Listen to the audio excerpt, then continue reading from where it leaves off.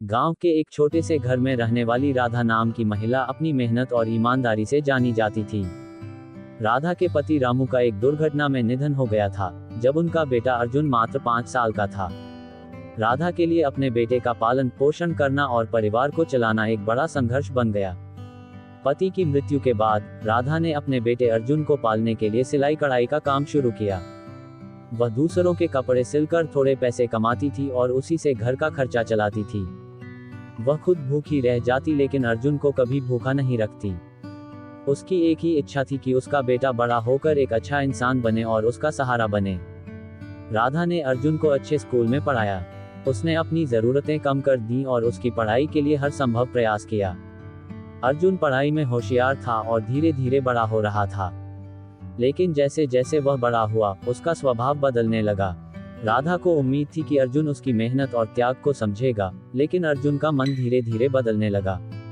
जब अर्जुन को एक नौकरी मिली और वह शहर चला गया तो उसने अपनी मां से दूरियां बना लीं। शुरू में वह राधा को पैसे भेजता रहा और उससे फोन पर बात करता था, लेकिन कुछ समय बाद उसने पूरी तरह से उसकी उपेक्षा करनी शुरू कर दी। राधा को इसका दुख तो हुआ, लेकिन उसने अपने बेटे के प्रति अपने प्रेम में कोई कमी नहीं आने दी। वह हर रोज अर्जुन के फोन का इंतजार करती, लेकिन अर्जुन का कॉल महीनों तक नहीं आता। राधा अब बूढ़ी हो चुकी थी। उसके शरीर में पहले जैसी ताकत नहीं थी और उसकी आंखों की रोशनी भी कम हो गई थी। उसने सोचा कि वह अर्जुन के पास शहर चली जाएगी ताकि उसकी देखभाल हो सके। वह बड़ी उम्मीदों के साथ शहर गई, लेकिन अर्जुन ने उसे अपने घर में रखने से मना कर दिया। उसने कहा, माँ, मेरे पास तुम्हारे लिए समय नहीं है। यहाँ मेरे ऑफिस का काम और परिवार की जिम्मेदारी है। तुम्हें गांव लौट जाना चाहिए। राधा को यह सुनकर गहरा धक्का लगा। वह जानती थी कि उसका बेटा अब बदल चुका है, लेकिन उसने उम्मीद नहीं छोड़ी। उसने अर्जुन से आग्रह किया कि वह उसे किसी भी तरह अपने साथ रख ले। एक दिन अर्जुन ने राधा से कहा कि वह उसे मंदिर ले जा रहा है। राधा को लगा कि शायद वह उसकी देखभाल के लिए कुछ खास कर रहा है, लेकिन जब वह मंदिर पहुंची तो अर्जुन ने कहा, माँ, तुम यहीं रहो। ये जगह तुम्हारे लिए ठीक है। यहाँ लोग तुम्हारी मदद करेंगे। ये कहकर अर्जुन बिना कुछ कहे वहां से चला गया।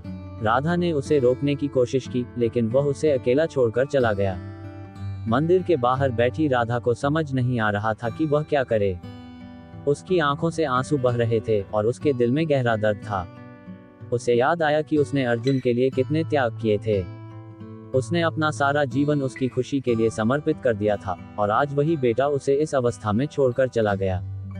मंदिर के पुजारी ने राधा को सांत्वना दी और कहा कि वह मंदिर में कुछ समय तक रह सकती है।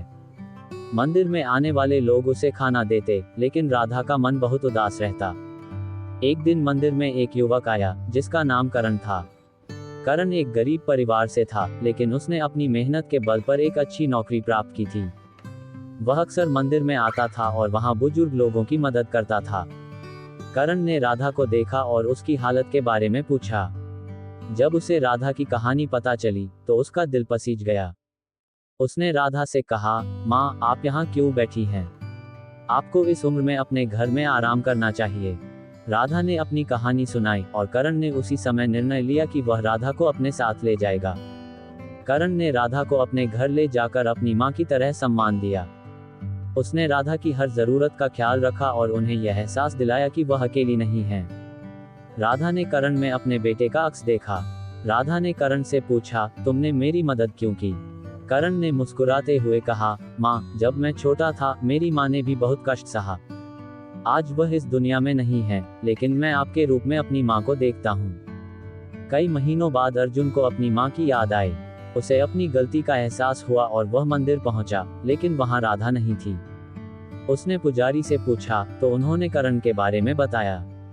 अर्जुन करण के घर पहुंचा और राधा को देखा। उसने अपनी माँ से माफी मांगी और कहा, माँ, मुझे माफ कर दो। मैंने आपका दिल दुखाया।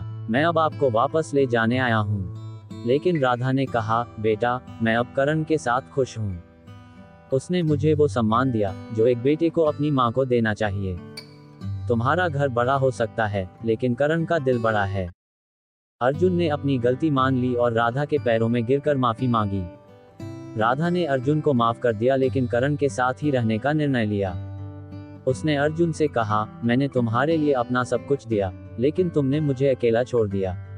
अब मैं वहां रहूंगी जहां मुझे इज्जत और प्यार मिलता है। ये कहानी हमें सिखाती है कि माता पिता का त्याग कभी भूलना नहीं चाहिए। जिन माँ बाप ने हमारे लिए अपना सब कुछ न्यौछावर कर दिया, उनका सम्मान और देखभाल करना हमारी जिम्मेदारी है। दोस्तों, आपको ये कहानी कैसी लगी ये कमेंट में जरूर बताना, तथा लाइक और शेयर करना। और हाँ, ऐसी ही दूसरी कहानियों के लिए चैनल को सब्सक्राइब करना मत भूलना।